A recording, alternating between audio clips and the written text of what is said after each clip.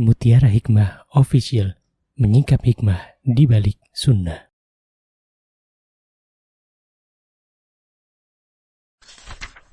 Salurkan donasi terbaik Anda untuk mendukung dakwah Mutiara Hikmah Official. Umroh akhir tahun plus Daurah Parenting Islami bersama Ustadz Hanan Yasir MA, Ustazah Imro'atul Azizah, 2 kali sholat Jumat. Kelas Daurah Parenting setiap hari. Konsultasikan dan daftarkan diri Anda sekarang juga. Mari kita ikut serta dalam pembebasan tanah wakaf untuk pembangunan Masjid Mutiara Hikmah. Bagi Anda yang ingin menyalurkan donasi, bisa melalui rekening Bank BSI di nomor rekening 2200220245 atas nama Masjid Mutiara Hikmah.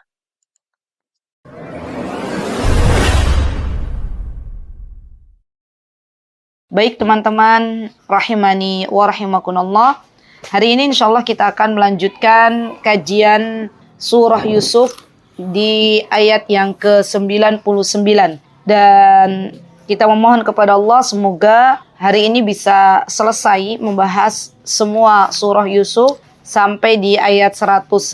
Semoga Allah Azza wa Jalla memudahkannya. Baik. Silahkan yang di depannya ada mushaf, boleh dibuka. Saya turut membacakan ayat ke-99. A'udzu billahi minasyaitonir rajim. Falamma dakhalu ala Yusuf awa ilaihi abawaihi wa qala ادخلوا مصر إن شاء الله آمنين ورفع أبويه على العرش وخروا له سجدا وقال يا أبت هذا تأويل رؤياي من قبل قد جعلها ربي حقا وقد أحسن بي إذ أخرجني من السجن وجاء بكم من البدو من بعد أن نزغ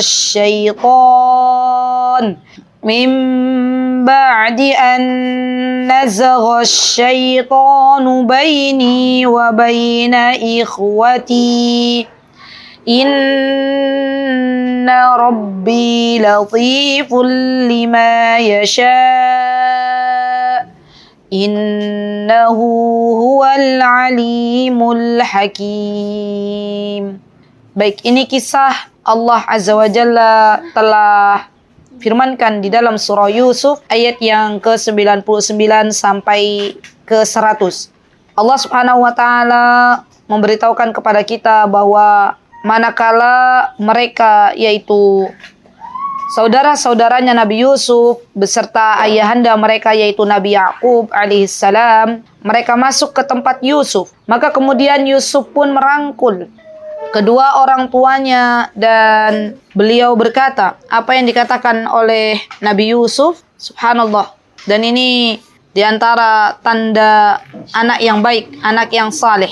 Maka beliau berkata, masuklah engkau ke negeri Mesir karena insyaallah engkau dalam keadaan aman. Dan tatkala disebutkan Nabi Yusuf alaihissalam menaikkan kedua ibu bapaknya ke atas singgasana, kemudian mereka semuanya, ya, saudara-saudaranya Nabi Yusuf merebahkan diri mereka dan bersujud kepada Nabi Yusuf. Tapi ingat bahwa sujud di sini adalah bukan sujud penghambaan, tapi sujud dalam bentuk memuliakan. Ya, jadi jangan sampai kita memaknai bahwa ketika saudara-saudaranya Nabi Yusuf bersujud kepada Nabi Yusuf, kemudian mereka menyembah Nabi Yusuf, bukan. Tapi yang dimaksud di sini, ya, sebagaimana disebutkan oleh Imam Ibnu Katsir rahimahullahu taala, maksudnya adalah sebagai tanda saudara-saudaranya Nabi Yusuf memuliakan Nabi Yusuf alaihissalam. Dan kemudian Nabi Yusuf pun berkata, wahai ayahku, kata beliau, inilah takwil mimpiku yang dahulu itu. Rabbku telah menjadikannya sebagai suatu kenyataan. Dan Rabbku telah berbuat baik kepadaku ketika Allah membebaskanku dari penjara dan ketika membawa kalian dari dusun, dari padang pasir, dari badui, maksudnya adalah dari minal badui, ini adalah dari sebuah tempat terpencil yang jauh dari perkotaan. Dan setelah setan merusak hubungan antara diriku dan saudara-saudaraku, kata Nabi Yusuf, maka sesungguhnya Rabbku zat yang maha lembut terhadap apa yang Allah kehendaki. Masya Allah ya. Jadi kata Latif itu adalah bagian dari nama Allah Subhanahu wa Ta'ala. Dan kelembutan Allah itu termasuk dari ketika Allah Azza wa Jalla mentakdirkan sesuatu kepada hambanya. Maka Allah Azza wa Jalla mentakdirkannya dengan penuh kelembutan. Ketika Allah Azza wa Jalla memberikan kejutan kepada hambanya, maka Allah Subhanahu wa Ta'ala zat yang Al-Latif merencanakan sesuatu yang terbaik untuk kita, memberikan takdir yang terbaik, ketetapan yang terbaik untuk kita sebagai hambanya, ya, dengan kelatifannya Allah Subhanahu wa Ta'ala. Maka sesungguhnya Allah lah yang maha mengetahui lagi maha bijaksana. Baik teman-teman, dari dua ayat ini kita bisa mengambil sebuah faidah bahwa hendaklah setiap anak yang mendapati kedua orang tuanya masih hidup, maka hendaklah ia berbakti kepada kedua orang tuanya. Sebagaimana Nabi Yusuf alaihissalam, beliau merangkul kedua ibu bapaknya, ya, kedua orang tuanya, dan menempatkan keduanya di sebuah rumah yang khusus yang sudah disiapkan oleh Nabi Yusuf alaihissalam. Masya Allah. Jadi memang Nabi Yusuf ini adalah seorang anak yang tahu diri, bagaimana seharusnya bersikap terhadap kedua orang tuanya. Ketika Nabi Yusuf membedakan tempat yang ditinggali oleh saudara-saudaranya dan tempat yang ditinggali oleh kedua orang tuanya. Dan ini bagian dari memuliakan kedua orang tua. Jadi mempersiapkan sedemikian rupa, ya. Dan Masya Allah ya, ini tanda bahwa Nabi Yusuf alaihissalam, beliau adalah seorang yang berbakti kepada kedua orang tuanya. Kemudian teman-teman yang saya cintai, Nabi Yusuf juga berusaha menenangkan hati orang tuanya yang mungkin pada awalnya ada kekhawatiran. Dan memang sikap orang tua itu fitrahnya itu kalau sudah berusia atau sudah lansia itu biasanya muncul banyak kekhawatiran, ya, banyak kecemasan. Ya itulah sifat orang tua, ya, yang perlu kita sadari bersama teman-teman. Ya, maka ketika kita menjumpai orang tua kita sudah bertambah usia, kita masih mendapati orang tua kita, ya, dalam keadaan orang tua kita sudah mulai menua, maka hendaklah bagi seorang anak untuk bisa menyenangkan hati orang tuanya. Ya, sebagaimana Nabi Yusuf alaihissalam, beliau berkata kepada kedua orang tuanya, masuklah kalian ke negeri Mesir, insya Allah kalian dalam keadaan aman. Tidak ada rasa ketakutan yang perlu dicemaskan. Masya Allah. Ya, dan inilah bakti seorang anak kepada kedua orang tuanya. Kemudian di ayat yang ke-99 juga disebutkan bahwa Nabi Yusuf alaihissalam menaikkan kedua ibu bapaknya di atas singgasana. Maka ini menunjukkan bahwa Nabi Yusuf, ya, memuliakan kedua orang tuanya dan menyediakan tempat khusus, ya, untuk kedua orang tuanya. Masya Allah, Masya Allah. Jadi Masya Allah ya teman-teman, Nabi Yusuf tuh tahu bagaimana menempatkan orang tuanya gitu loh. Masya Allah. Tahu bagaimana menempatkan kedua orang tuanya. Maka Nabi Yusuf alaihissalam menjelaskan bahwa orang tuanya ini seharusnya mendapatkan tempat yang lebih baik gitu ya, tempat yang lebih nyaman gitu ya. Karena kita tahu bahwa yang namanya orang tua, ya, menghormati orang yang lebih tua, menghormati orang yang lebih besar itu adalah akhlak yang mulia. Lebih-lebih itu adalah orang tua kita sendiri, ya. Kepada orang tua teman kita ataupun kepada orang yang lebih senior usianya pun kita hendaklah memuliakannya, ya. Dan itu sesuatu yang dianjurkan oleh Nabi kita Muhammad sallallahu alaihi wasallam, ya. Baik, dan di ayat yang ke-99, ya, sampai yang ke-100 ini juga disebutkan bahwa ternyata apa yang ditakwilkan oleh Nabi Yusuf alaihissalam, ya, di tahun-tahun sebelum beliau berjumpa dengan ayahanda beliau, dengan keluarga besarnya, maka ini adalah sesuatu yang akhirnya Allah Azza wa Jalla jadikan kenyataan, ya. Dan disinilah letak mukjizat yang Allah Subhanahu wa Ta'ala berikan kepada Nabi Yusuf alaihissalam. Ya, maka subhanallah, Ya, ketika Allah Subhanahu wa taala memberikan kelebihan kepada anak-anak kita, maka kita sebagai orang tuanya, ya akhwat, hendaklah mensyukurinya. Ya sebagaimana Nabi Yakub alaihissalam mensyukuri apa yang diberikan oleh Allah Subhanahu wa taala kepada putra tercintanya, kepada Allah Subhanahu wa taala dengan diberikannya Nabi Yusuf bisa mentakwilkan mimpi. Masya Allah. Kemudian di ayat yang ke-100 juga teman-teman, di sini Nabi Yusuf, ya Masya Allah, beliau menyebutkan terlebih dahulu bagaimana kelakuan syaitan, ya. Ketika syaitan berusaha merusak hubungan baik antara kakak beradik. Jadi ini penting banget ya. Terkadang ya akhwat, terkadang dalam kehidupan saudara kandung itu ada sesuatu yang tidak baik gitu loh. Mungkin ada perasaan seorang adik yang diperlakukan tidak baik oleh seorang kakak, ada perasaan seorang kakak yang mengatakan bahwa orang tuanya tidak adil dalam mendidik anak-anaknya, dalam membersamai anak-anaknya, itu semuanya adalah bagian dari godaan syaitan. Ya, saya pernah mendengar dari seorang jamaah yang bercerita kepada saya, Ustazah, beliau nangis gitu, ya Ustazah, saya itu mau cerita tentang bagaimana hubungan saya dengan kakak adik saya. Jadi qadarullah ya, hubungan mereka itu sedang tidak baik-baik saja. Dan kita doakan ya semoga Allah Azza wa Jalla merekatkan kembali hubungan mereka. Dan diantara faktor yang menyebabkan itu adalah karena diantara mereka itu ada jealous, ada kecemburuan gitu ya. Jadi diantara mereka mengira bahwa orang tuanya itu menganak-emaskan salah satu saudaranya mereka gitu ya. Padahal hakikatnya orang tuanya sudah berbuat adil sedemikian rupa. Hanya karena fulanah ini ya mendengar hasutan syaitan, mendengar godaan syaitan, akhirnya merasa bahwa orang tuanya tidak adil dalam mendidik saudara-saudaranya. Jadi ya dalam hal ini ya akhwat, kita memohon pertolongan kepada Allah, berdoa kepada Allah semoga Allah Subhanahu wa taala merukunkan ya anak-anak kita, menjauhkan anak-anak kita, keturunan kita dari godaan syaitan, dan kelak semoga Allah Subhanahu wa taala mengumpulkan kita semuanya bersama orang-orang yang kita cintai, bersama anak keturunan kita ke dalam surga Firdaus. Amin, Allahumma amin. Baik, kemudian Nabi Yusuf juga seorang yang mengakui nikmatnya Allah Subhanahu wa taala.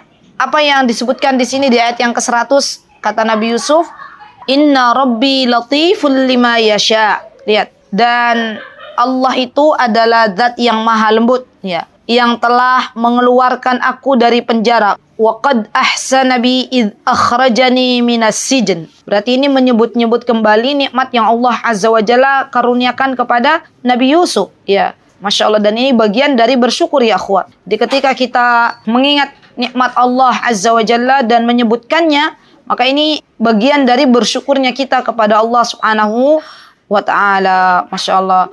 Dan Masya Allah ya teman-teman, kemarin saya ya dan teman-teman dari Ibu-Ibu Permata ya Toyota ada pembahasan tentang pengasuhan. Itu saya jadi ingat kemarin tuh ada kita membahas tentang pohon-pohon ketaatan kepada Allah gitu, landasan ketaatan kepada Allah untuk anak-anak kita. Di antaranya yang dibahas adalah bagaimana kita menjadikan diri kita sebagai orang tua dan anak-anak kita bersyukur kepada Allah. Karena dengan kita bersyukur, maka tentunya kita lebih bisa menghargai nikmat Allah. Dengan anak-anak kita bersyukur kepada Allah, mengetahui bahwa ini adalah dari Allah, maka akan menjadikan anak-anak kita lebih takut kepada Allah. Ya, tentunya lebih dekat dengan Allah Subhanahu wa taala. Jadi pondasi syukur ini sejatinya harus kita ajarkan pada diri anak-anak kita dari mereka masih dini. Ya, dengan apa teman-teman caranya? Ya, ketika kita sedang berkumpul ya, mau makan gitu misalnya ya.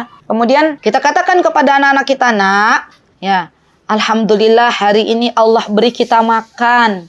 Yuk kita bersyukur atas makanan yang Allah beri. Sekarang Allah hidangkan kepada kita makanan yang ada di meja makan. Yuk kita syukuri." Bagaimana caranya? Ya, kita lebih mendekatkan diri kepada Allah, lebih giat salatnya, lebih giat beribadahnya. Karena ini bagian dari syukur. Dan lebih sering kita mengucapkan alhamdulillah. Ya. Jadi Masya Allah, orang-orang yang sudah ada pondasi syukur dalam dirinya ini akan lebih mudah untuk dekat dengan Allah Subhanahu wa taala dibandingkan orang-orang yang jauh dari kata syukur. Dan Nabi Yusuf alaihissalam termasuk hamba Allah yang sangat mudah untuk merasakan kembali nikmat yang Allah Azza wa Jalla berikan kepada Nabi Yusuf. Masya Allah. Dan terakhir ya di ayat yang ke-100 ya apa yang disebutkan oleh Nabi Yusuf, innahu wal alimul hakim ya, dan inna rabbi latiful lima yasha innahu wal alimul hakim. Di sini Nabi Yusuf ya menyebutkan kembali tentang sifat-sifat Allah Subhanahu wa taala, bahwa Allah Azza wa Jalla zat yang maha lembut, Allah Azza wa Jalla zat yang maha mengetahui, dan Allah Azza wa Jalla zat yang al-hakim, maha bijaksana. Dan kelembutan Allah ya akhwat ada di peristiwa di mana ketika itu Allah Azza wa Jalla tidak mentakdirkan Nabi Yusuf ya dibunuh oleh saudara-saudaranya, tapi dengan kemahalembutannya Allah jadikan di antara kakaknya Nabi Yusuf ya berpendapat untuk memasukkan Nabi Yusuf ke dalam sumur ya. Dan dengan kemahalembutannya Allah mengirimkan orang yang berjalan ya, kafilah dagang ya, dan dengan kelembutannya Allah tunjukkan kafilah dagang itu ya, orang yang sedang safar tersebut yang sedang berdagang itu, bahwa ada orang di dalam sumur. Coba teman-teman lihat, siapa yang menunjukkan adanya anak kecil di dalam sumur kalau bukan Allah? Siapa yang menggerakkan hati orang kalau bukan Allah Subhanahu wa taala? Dan siapa pula yang menggerakkan hati seorang musafir untuk mengambil Nabi Yusuf dijadikan budak ya untuk dirinya? Subhanallah. Kalau bukan Allah tidak ada yang bisa melakukannya. Maka kelemahan lembutannya Allah itu kepada kita itu Masya Allah sangat-sangat banyak sekali. Kita tidak boleh berburuk sangka kepada Allah Subhanahu wa taala, karena sesungguhnya Allah Azza wa Jalla akan memberikan apa yang kita sangkakan kepada Allah Subhanahu wa taala. Baik. Kemudian di ayat ke-101 sampai 102 Allah Azza wa Jalla berfirman, dibacakan oleh putri saya ya. Bismillahirrahmanirrahim. Rabbi qad ataitani minal mulki wa 'allamtani min ta'wilil ahadits. Fatiras samawati wal ardi anta waliyyi fid dunya wal akhirah. Tawaffani musliman wa alhiqni bis salihin. Dzalika min amba'il ghaibi nuhihi ilaik. Wa ma kunta ladaihim idh ajma'u amrahum wa hum yamkurun. Jazakillah khair, barakallahu fiki ya Aisyah. Semoga Allah Azza wa Jalla menuliskan pahala untuk Ananda Aisyah. Semoga Allah Azza wa Jalla memberikan keberkahan untuk kehidupannya. Amin Allahumma amin. Baik ya akhwat, di ayat yang ke-101 sampai 102 ini Allah Subhanahu wa taala memberitahukan kepada kita, Rabbi qad ataitani minal mulki wa 'allamtani min ta'wilil ahadits. Rabbi, ya kata Nabi Yusuf, ya Rabbi, engkau telah menganugerahkan kepadaku. Apa yang dianugerahkan oleh Allah Subhanahu wa taala kepada Nabi Yusuf? Sebagian kerajaan, dan telah mengajarkan kepadaku sebagian takbir mimpi. Maka kemudian Nabi Yusuf pun mengatakan, Fatiras samawati wal ardi anta waliyyi fid dunya wal akhirah.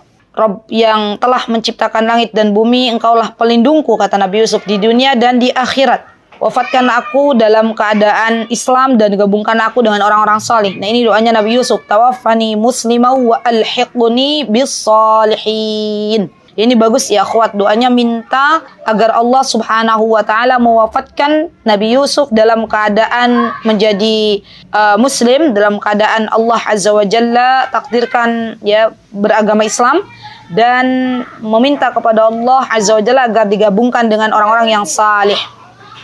Dzalika min amba'il ghaibi nuhihi ilaik. Demikian itu adalah di antara berita-berita yang gaib yang kami wahyukan kepadamu wahai Muhammad. Wa ma kunta ladaihim id ajma'u amrahum wa hum yamkurun. Padahal engkau tidak berada di sisi mereka ketika mereka memutuskan rencananya untuk memasukkan Nabi Yusuf ke dalam sumur, dan mereka sedang mengatur tipu daya. Baik. Jadi akhwat, ketahuilah bahwa sesungguhnya jika seorang muslim sudah merasakan sempurnanya nikmat Allah, maka hendaklah ia memohon kepada Allah agar diwafatkan dalam keadaan Islam. Ya, sebagaimana Nabi Yusuf alaihissalam, ketika Allah Subhanahu wa taala sudah menyempurnakan nikmatnya kepada Nabi Yusuf, maka Nabi Yusuf pun berdoa kepada Allah. Allahumma, apa doanya Nabi Yusuf? Tawaffani muslimau wa alhiqni bis salihin. Ya, boleh ditulis ya akhwat ya doanya, karena doanya sangat-sangat bagus ya, Masya Allah. Minta kepada Allah agar diwafatkan dalam keadaan muslim dan digolongkan bersama orang-orang yang saleh. Ya. Baik. Kemudian di sini di ayat yang ke-102 ya, Nabi Yusuf alaihissalam, apa yang terjadi kepada Nabi Yusuf ya, dari ketika Nabi Yusuf dijebloskan ke dalam sumur, dimasukkan ke dalam sumur, dijebloskan ke dalam penjara, itu semuanya terjadi, benar-benar terjadi gitu.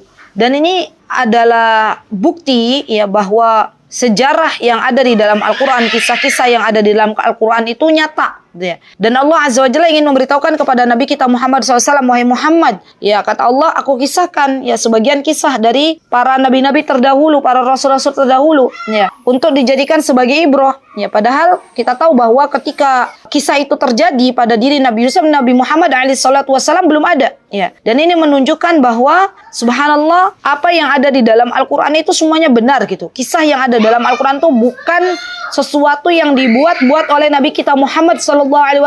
Karena Nabi Muhammad tidak tahu apa yang terjadi pada zaman dahulu kala. Nabi Muhammad pun tidak ada di masanya Nabi Yusuf ketika Nabi Yusuf ya dimasukkan ke dalam sumur oleh saudara-saudaranya dan Nabi Yusuf dijebloskan ke dalam penjara ya. Ketika itu Nabi Muhammad tidak ada di tempat. Tapi dengan kemahabaikannya Allah, Allah Subhanahu wa taala memberitahukan hal ini kepada Nabi kita Muhammad sallallahu alaihi wasallam. Baik, selanjutnya ayat 103. Masya Allah. Taqra'i ya Ayush. Wa ma tas'aluhum alaihi min ajr إن هو إلا ذكر للعالمين وكأي من آية في السماوات والأرض يمرون عليها وهم عنها معرضون وما يؤمن أكثرهم بالله إلا وهم مشركون أفأمنوا أن تأتيهم غاشية من عذاب الله أو تأتيهم الساعة بغتة وهم لا يشعرون. Nah, jazakillah khair, barakallahu fiki. Baik teman-teman, kita akan membahas di ayat yang ke-103 ya. Baik. Apa kata Allah Subhanahu wa taala? Allah Subhanahu wa taala berfirman, "Wa ma aktsarun nasi walau harasta bimu'minin."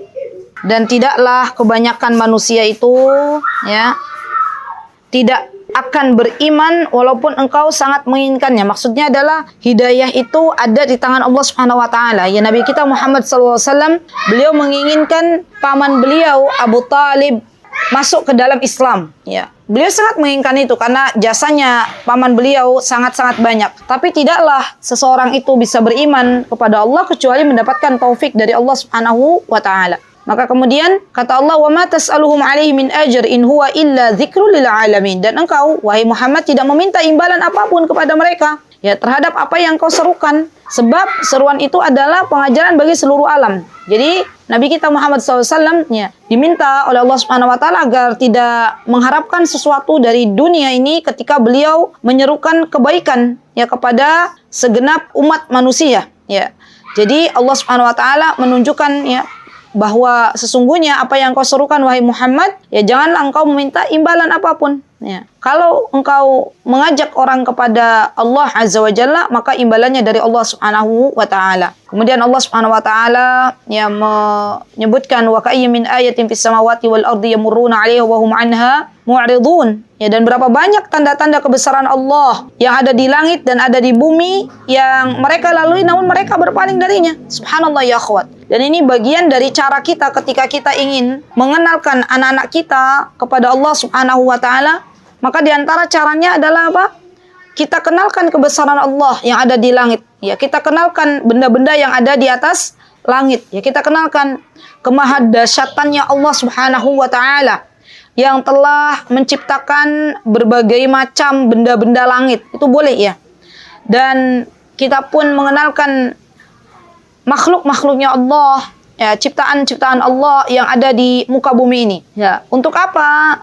Untuk lebih mendekatkan diri kita dan anak-anak kita kepada Allah Subhanahu wa taala. Dan ini ya akhwat bisa menjadi sebuah pembelajaran bagi kita semuanya. Ya, jadi banyak ya di antara manusia yang diperlihatkan oleh Allah sebagai banyak tanda-tanda kebesaran Allah, namun mereka tidak mendapatkan hidayah dari Allah Subhanahu wa taala, dan kebanyakan mereka tidak beriman kepada Allah, bahkan mempersekutukannya. Dan ini adalah keadaan orang-orang musyrik di zaman Rasulullah SAW, ya, mereka banyak berdagang ya ke negeri Syam, mereka banyak melakukan perjalanan ke negeri Yaman, yang melihat kebesaran-kebesaran Allah, melihat kebesaran ciptaan-ciptaannya Allah, tapi mereka tidak beriman kepada Allah Subhanahu wa taala. Maka Allah pun menegaskan, afa aminu an ta'tiyahum ghasyiyatan min 'adzabillah aw ta'tiyahumus sa'atu baghtatan wa hum la yash'urun.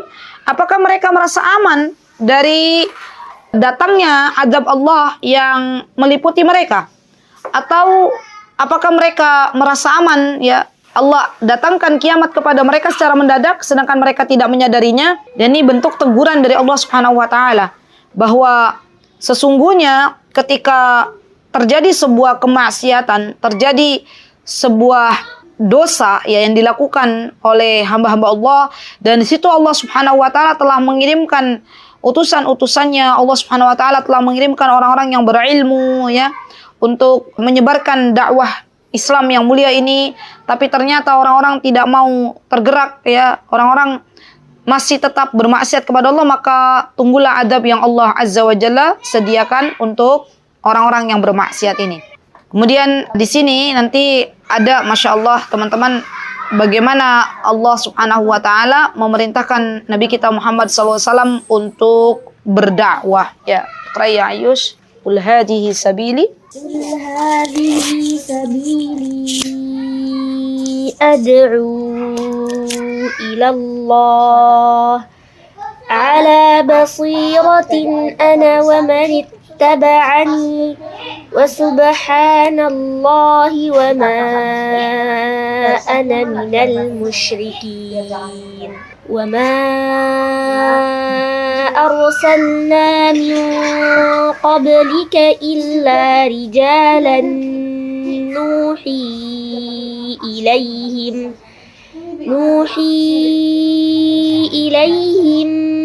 min ahlil qura أفلم يسيروا في الأرض فينظروا كيف كان عاقبة الذين من قبلهم ولدار الآخرة خير للذين اتقوا أفلا تعقلون حتى إذا استيأس الرسل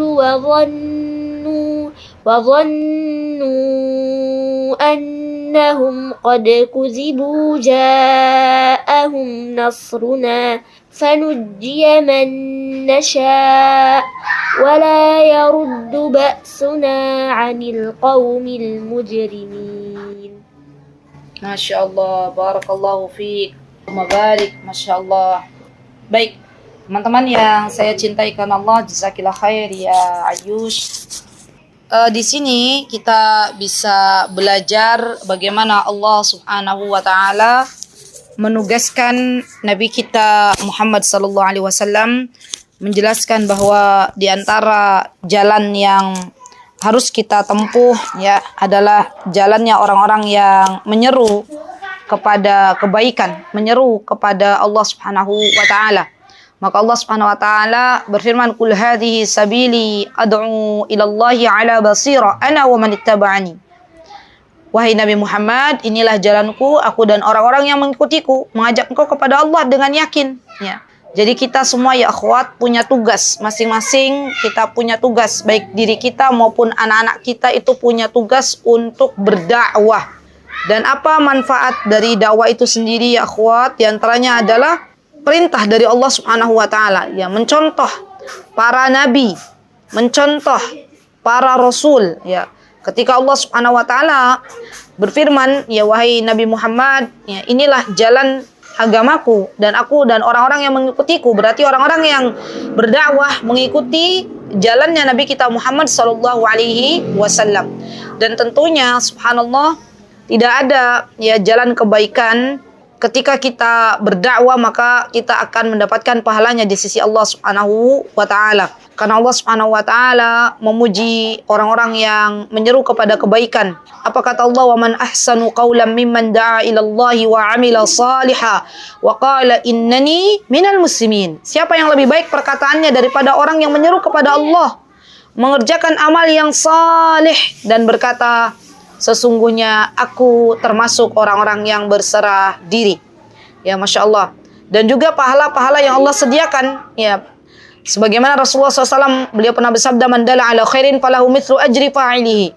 Barang siapa yang menunjukkan kepada sebuah kebaikan, ya kita tunjukkan seseorang kepada kebaikan, kita ajarkan seseorang bagaimana cara wudhu yang benar, bagaimana cara salat yang benar, ya kita ajarkan manusia untuk lebih dekat kepada Allah Subhanahu wa taala, maka kebaikan bagi kita seperti apa yang dilakukan oleh pelakunya tanpa mengurangi pahala orang yang mengikuti kita sedikit pun. Masya Allah. Jadi Masya Allah ya, tugas dakwah ini adalah tugas yang mulia ya akhwat. Ya. Banyak sekali pahala-pahala yang Allah Azza wa Jalla sediakan untuk kita ya. Dan di antara pahala yang Allah berikan, di antara bonus yang Allah berikan kepada orang-orang yang menyeru jalan Allah, Allah Azza wa Jalla salihkan anak keturunannya, Masya Allah. Dan Allah Azza wa Jalla jaga kehidupannya, Masya Allah. Ya, jadi kalau kita pengen dijaga oleh Allah Subhanahu wa taala, maka di antaranya adalah kita berdakwah ya kepada agama Allah.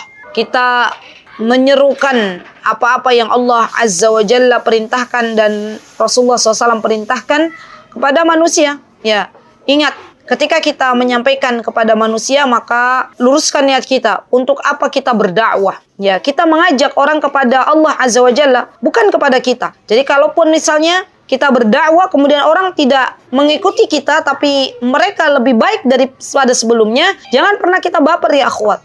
Karena sesungguhnya ketika kita mengajak orang itu bukan kepada kita, tapi kepada Allah Subhanahu wa ta'ala. Dan Allah yang menggerakkan hati seseorang untuk mendapatkan taufik dari Allah Subhanahu wa ta'ala. Dan ada, Masya Allah ya, bonus ya dari Allah Subhanahu wa taala sebagaimana disampaikan oleh Rasulullah SAW. Apa kata Rasulullah? "Innallaha wa malaikatahu wa ahlus samawati wal ard hatta an-namlah fi juhriha wa hatta al-hut la yusalluna ala muallimin nasil khair." Masya Allah.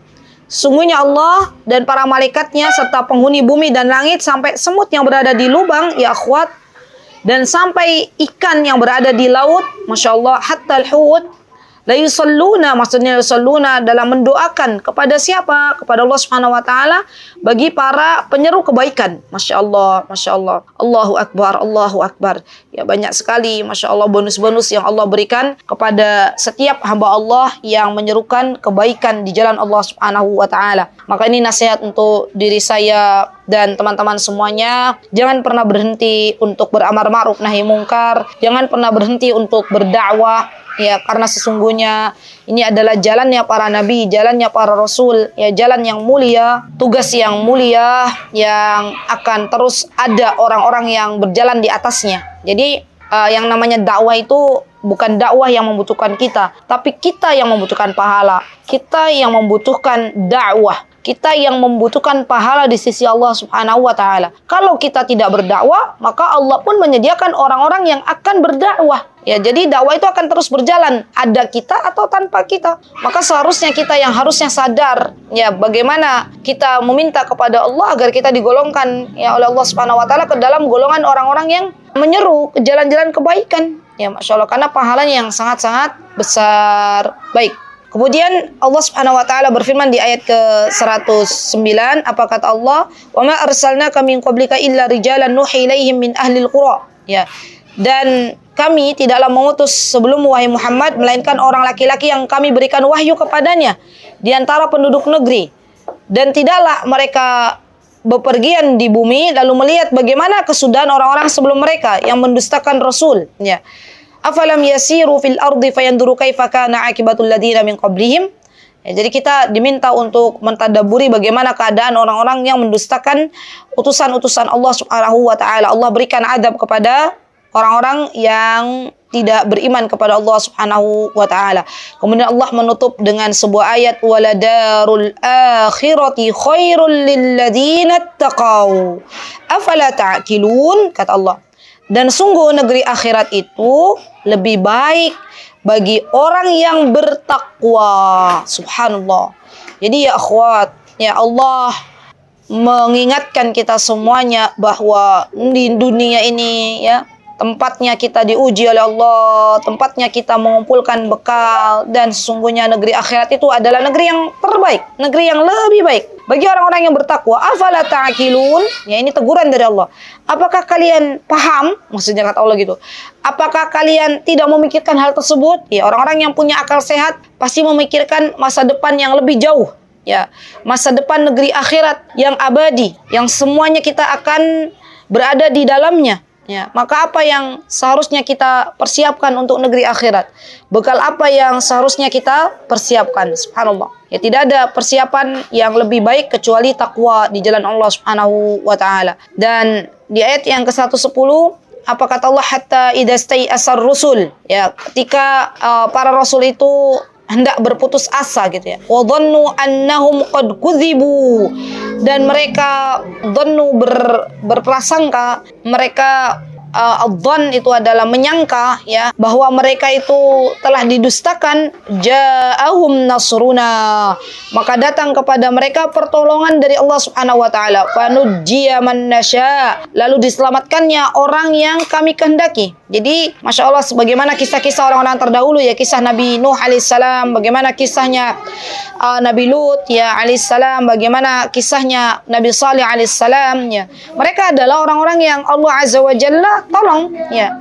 Mereka ditolong oleh Allah Subhanahu wa taala ya, tidak ditenggelamkan dengan banjir yang sangat dahsyat ya. Mereka ditolong oleh Allah Subhanahu wa taala untuk tidak mendapatkan adab Allah ya. Karena Allah Azza wa Jalla adalah zat yang maha berkehendak. Ya, Allah akan menolong siapapun di antara hambanya yang beriman kepada Allah Subhanahu wa taala. Wala yuraddu ba'suna 'anil qaumil mujrimin. Dan tidak ada ya siksa yang Allah Azza wa Jalla tolak ya dari kaum-kaum yang berdosa. Maksudnya adalah siksa yang pasti akan didapatkan oleh orang-orang yang berdosa dari Allah Subhanahu wa taala. Baik, kemudian ayat yang terakhir ya akhwat, ya ayat ke-111 saya bacakan. Apa yang Allah Subhanahu wa taala sebutkan, laqad kana fi qasasihim ibratul liulil albab. ما كان حديثا يفترى ولكن تصديق الذي بين يديه وتفصيل كل شيء وهدى ورحمة لقوم يؤمنون. Masya Allah, ini ayat terakhir ini adalah ayat penutup dari kisah Nabi Yusuf alaihissalam, ya, di mana Allah Azza wa Jalla mengingatkan kepada kita, laqad kana fi qasasihim ibrah. Sesungguhnya pada kisah-kisah mereka, kisah-kisah para nabi itu terdapat pengajaran. Bagi siapa? Ya, terdapat pelajaran bagi orang-orang yang berakal, ya, liulil albab. Maka na haditsa yuftara. Dan Al-Qur'an ya itu bukanlah cerita yang dibuat-buat. Jadi maksudnya kisah yang ada dalam Al-Quran itu bukan cerita novel atau cerita fiktif, tapi cerita beneran ya, cerita asli, cerita benar. Namun Al-Quran, kata Allah Subhanahu wa taala, membenarkan kitab-kitab yang sebelumnya. Ya, tasdiqal ladzi baina yadayhi wa tafsila kulli syai'in wa huda wa rahmah. Dan Al-Quran ini menjelaskan segala sesuatu yang masih belum jelas ya. Dan Al-Quran ini adalah petunjuk dan rahmat dari Allah Subhanahu wa Ta'ala bagi orang-orang yang beriman.